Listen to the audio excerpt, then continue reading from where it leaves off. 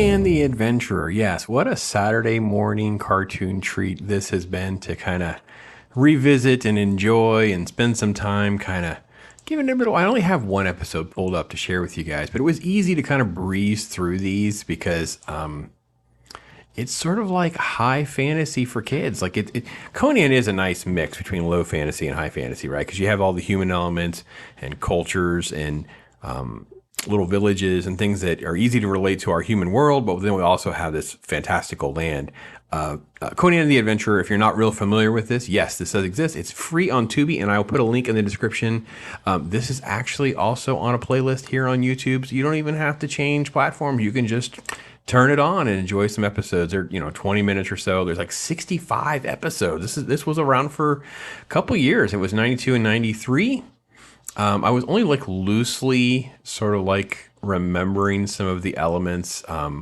This is a brilliant idea, actually, to be honest. I really am kind of blown away at what a great idea this would be to give kids. Because I'm already I already earmarked getting this physical copy to get my grandkid. Because I was like, if the kid likes this, then it will be easy to get them into the Robert E. Howard books or the Marvel comic books and things like that. So this is a great way to, kind of have a litmus test for getting someone into fantasy. It's very, very good as far as dealing with, a young Conan who has to grow up and earn his place.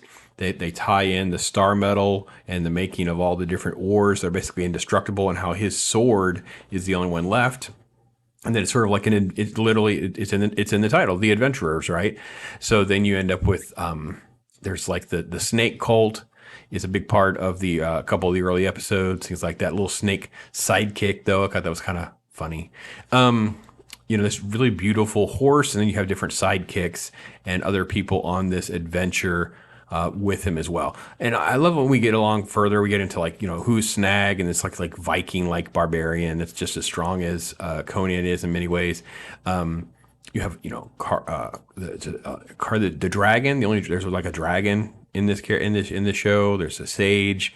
There's all sorts of different elements that I think, again, it takes you into the rabbit hole of what fantasy can and couldn't be. I really wanted to get your thoughts on this. It's a long intro. It's actually closer to a minute than the typical 30 seconds that we normally get for a cartoon. So we will probably have to start and stop this a little bit. But this will give you a little bit of the idea of the animation, but also more importantly, this little theme song I thought was fun. So let's do that together.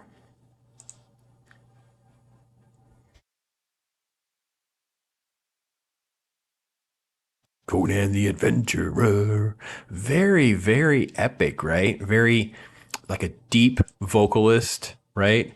Look at the toxic masculinity on full display here. So that's the thing that's presented right out of the gate with episode one is the family gets turned to stone, and can he undo all that and that kind of thing. So that's kind of where that's going. Let me go back just a little bit.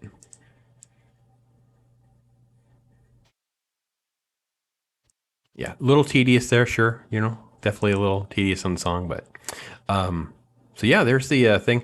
Again, one of the things, again, we talk about this a lot with the animation, definitely of the 90s, but even before that with some of the stuff that we've seen with the 80s.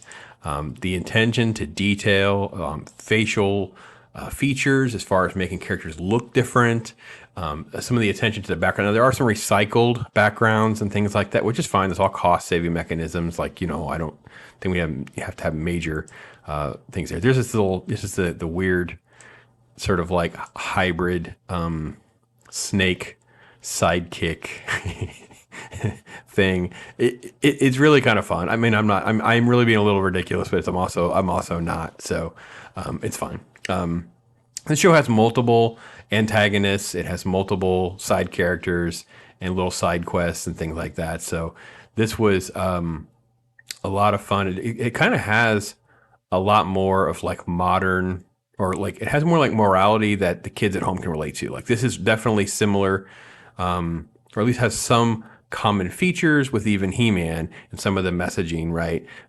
Do you want to become like a pirate? Do you want to concede to doing that? Well, no, because they steal. That's not good, right?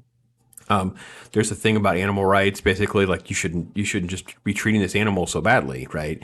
You shouldn't be attacking people that are unarmed. So there's all sorts of little things that are sort of interwoven in there in a show like this that I think most people take for granted. So, and just really good stuff. Right, here's them with the stones, the young version of himself, things like that. So, the dad. Here's one of the. Yeah, look at it. Look at so again. There are some moments that are, kind of juvenile in some ways, but I'm not opposed to enjoying the ride. He so he has to get old enough and strong enough that he can lift this to retrieve the sword in order to be able to have a weapon that he can compete with and fight with, and he pushes them away. And what was really kind of fun was that they create the world, right? The magic is also tied to all this, right? So when he hits them, they no longer look like the human disguise that they are. They actually reveal their true selves, and he can basically. So there's a lot of elements here that are very, very fantastical, and very, very interesting. It was fun. It was fun to watch the show. So again, free on Tubi, also on YouTube. That link is in the description. Are you familiar with Conan the Adventurer? I really wasn't. I mean, I remember it. I remember being on. This was actually developed by a female who had also done work on Ninja Turtles. Her name is Christy Marks. So I don't know much about her. I knew her name because she was on the G.I. Joe stuff. I did stuff on G.I. Joe, so I quickly looked through that. But she had done some work with comic books as well, with like Conan and Red Sonja and things like that. So she really knew how to strike a balance, I think, of well, let's do this.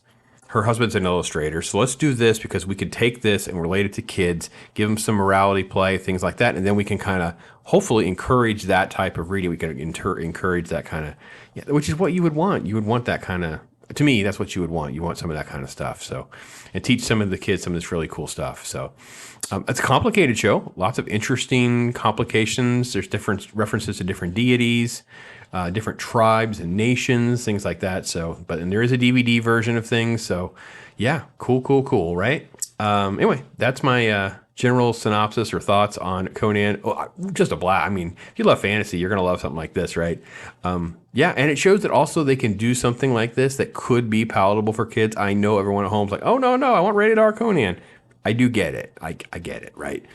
But you at least hopefully can see also there is a place for having a gateway for kids to want to, from this with comic books, the novels, there's a way of progressing them through into like Game of Thrones level of what would be portrayed. So anyway, that's my point on that. So anyway, love to hear from you guys on this. Hopefully you're having a good fun Saturday. I'm enjoying talking different cartoons with you.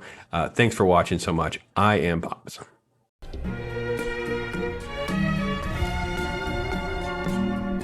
Yeah. Right?